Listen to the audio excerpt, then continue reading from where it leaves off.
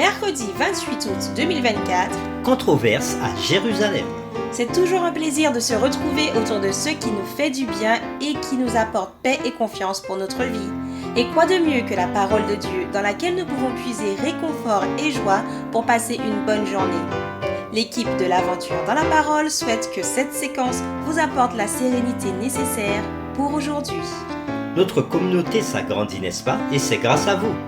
Soyez vous aussi actifs avec nous pour répandre le message. Et vous pouvez le faire en likant. Nous vous invitons à partager le lien avec tous vos contacts. Et n'oubliez pas de vous abonner si ce n'est pas encore fait pour avoir les notifications chaque jour. Et pour un confort d'écoute en continu, nous vous proposons la playlist de chaque semaine. Le texte à mémoriser de cette semaine que nous vous invitons à dire avec nous se trouve dans Marc 11, verset 25. Et lorsque vous êtes debout faisant votre prière, si vous avez quelque chose contre quelqu'un, pardonnez, afin que votre Père qui est dans les cieux vous pardonne aussi vos offenses. Nous vous invitons à le redire avec nous. Marc chapitre 11, le verset 25. Et, lorsque vous êtes debout faisant votre prière, si vous avez quelque chose contre quelqu'un, pardonnez, afin que votre Père qui est dans les cieux vous pardonne aussi vos offenses. Quel accueil Jésus a-t-il eu lors de son entrée à Jérusalem?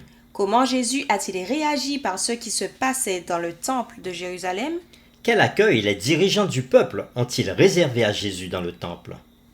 Les réflexions de cette semaine nous aideront à répondre à ces questions et aujourd'hui nous le ferons avec la séquence Devoirs terrestres et résultats célestes.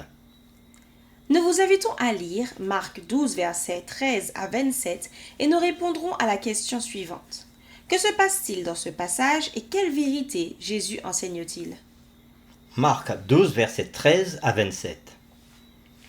Ils envoyèrent auprès de Jésus quelques-uns des pharisiens et des hérodiens afin de le surprendre par ses propres paroles. Et ils vinrent lui dire « Maître, nous savons que tu es vrai et que tu ne t'inquiètes de personne, car tu ne regardes pas à l'apparence des hommes, et tu enseignes la voie de Dieu selon la vérité. Est-il permis ou non de payer le tribut à César? Devons-nous payer ou ne pas payer? » Jésus, connaissant leur hypocrisie, leur répondit. « Pourquoi me tentez-vous? Apportez-moi un denier afin que je le voie. » Ils en apportèrent un, et Jésus leur demanda. « De qui sont cette effigie et cette inscription? » « De César, lui répondirent-ils. Alors il leur dit. Rendez à César ce qui est à César, et à Dieu ce qui est à Dieu. Et ils furent à son égard dans l'étonnement. Les Sadducéens qui disent qu'il n'y a point de résurrection vinrent auprès de Jésus et lui firent cette question. Maître, voici ce que Moïse nous a prescrit. Si le frère de quelqu'un meurt et laisse une femme sans avoir d'enfant, son frère épousera sa veuve et suscitera une postérité à son frère. Or, il y avait 7 frères. Le premier se maria et mourut sans laisser de postérité. Le second prit la veuve pour femme et mourut sans laisser de postérité. Il en fut de même du troisième, et aucun des 7 frères ne laissa de postérité. Après eux tous, la femme mourut aussi. À la résurrection, duquel d'entre eux sera-t-elle la femme? Car les 7 l'ont eue pour femme. Jésus leur répondit. N'êtes-vous pas dans l'erreur, parce que vous ne comprenez ni les Écritures, ni la puissance de Dieu? Car à la résurrection des morts, les hommes ne prendront point de femmes, ni les femmes de mari, mais ils seront comme les anges dans le ciel. Pour ce qui est de la résurrection des morts, n'avez-vous pas lu dans le livre de Moïse ce que Dieu lui dit à propos du buisson? Je suis le Dieu d'Abraham, le Dieu d'Isaac et le Dieu de Jacob. Dieu n'est pas le Dieu des morts, mais des vivants. Vous êtes grandement dans l'erreur. Après avoir lu Marc 12, versets 13 à 27, répondons à la question suivante.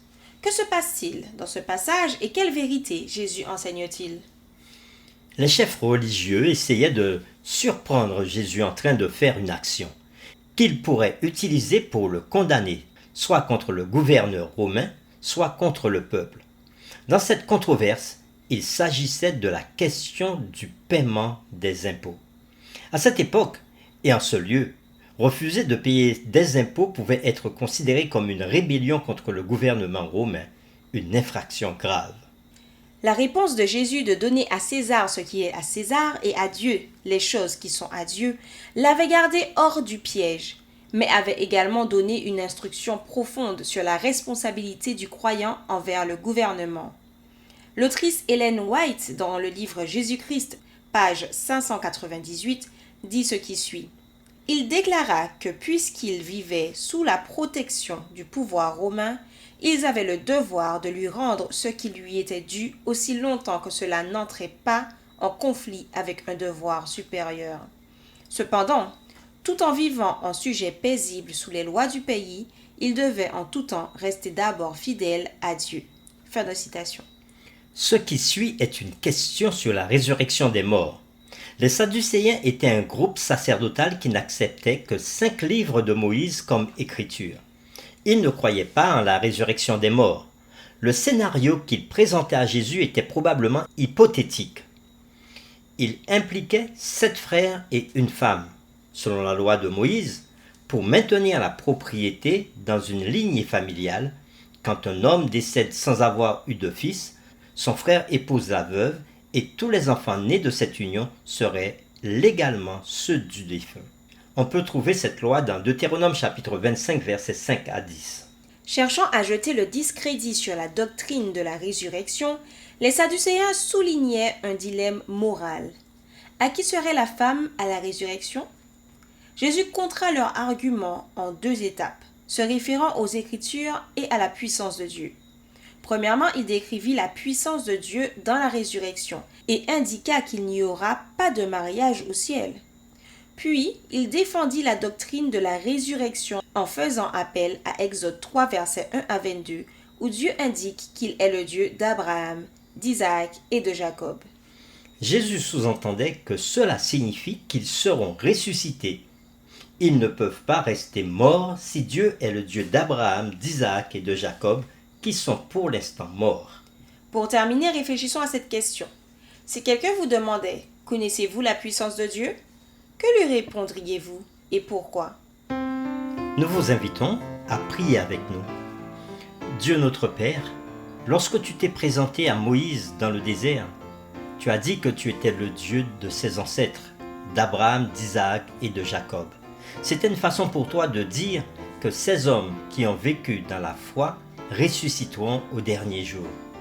Et ainsi tu pouvais certifier à Moïse et à tous les enfants d'Israël que la résurrection des morts existait. Merci parce que tu donnes une espérance à tous ceux qui s'endorment dans la foi qu'un jour ils reviendraient à la vie. Et ainsi tu donnes une espérance à leurs parents.